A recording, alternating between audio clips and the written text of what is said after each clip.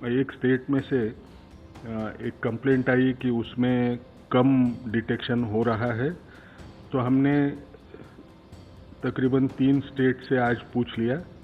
वो पूछने के बाद में हमको एक पता चल रहा है कि उनमें जो पॉजिटिव सैंपल्स थे आरटीपीसीआर के, उनमें वेरिएशन बहुत ज़्यादा है।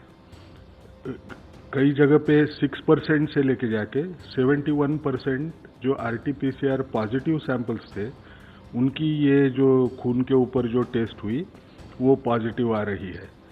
ये कोई अच्छी चीज़ नहीं, क्योंकि वो वेरिएशन जब ज़्यादा दिखता है तो हमको उसको इन्वेस्टिगेट करना पड़ेगा। इसके बावजूद भी कि वो फर्स्ट जनरेशन एलाइजा है, जैसे मैंने बार बार आपको समझा के बोला था, फर्स्ट जनरेशन जो टेस्ट होती है, नई टेस्ट जब आती है तो उसमें वेरिएशंस दिखते हैं, वो थोड़ी क्रूड फॉर्म में आती है। और जैसे बार बार बोल रहा हूँ, सिर्फ 3.5 महीने हो चुके हैं ये बीमारी को। अब जो भी चीज़ आएगी उसको तो आगे रिफाइन करना ज़रूरी पड़ेगा। तो हमने एक डिसाइड किया कि ये फाइंडिंग्स को नज़रअंदाज करना नहीं है। हम लोगों ने यहाँ जो दिल्ली में किया था हमारे लोगों के पास से, उसमें तकरीबन 71% जो आरटीपीसीआर पॉजिटिव थे उनको ये पकड़ रही थी टेस्ट बराबर। और जैसे टाइम जाता है, 7 दिन का टाइम अगर हो गया तो वो पॉजिटिव आने का चांस भी बढ़ रहा था। लेकिन ये वेरिएशन देखते हुए हमने 2 चीज़ें ठहराई। अगले 2 दिन में हम हमारे 8 इंस्टीट्यूट्स को फील्ड में भेजेंगे और जो किट्स हैं उनमें से वो लॉट्स लेके उसको टेस्ट करके वैलिडेशन करने की कोशिश करें। फील्ड में वैलिडेशन होगा, ये लैब में नहीं होगा। दूसरी बात हमको एक करना है कि सारे स्टेट्स को ये सलाह देना है कि अगले 2 दिन ये टेस्ट किट्स इस्तेमाल न करें।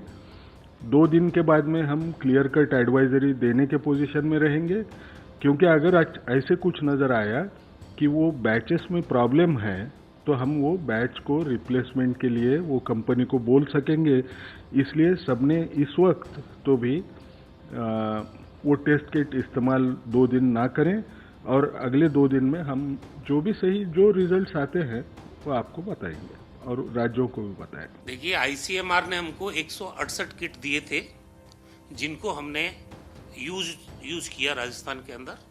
और साथ में माइक्रोबायोलॉजी की हेड ऑफ डिपार्टमेंट हमारी नित्य व्यास और हमारे जो मेडिसिन डिपार्टमेंट के head of department doctor Banerjee, उनकी एक कमेटी भी कि भाई ये टेस्ट कितना कारगर सिद्ध हो रहा है। इनकी जो 90% एक्यूरेसी होनी चाहिए थी चेकिंग में, लेकिन वो आई 5.4%। और भाई इनका जो कोरिलेशन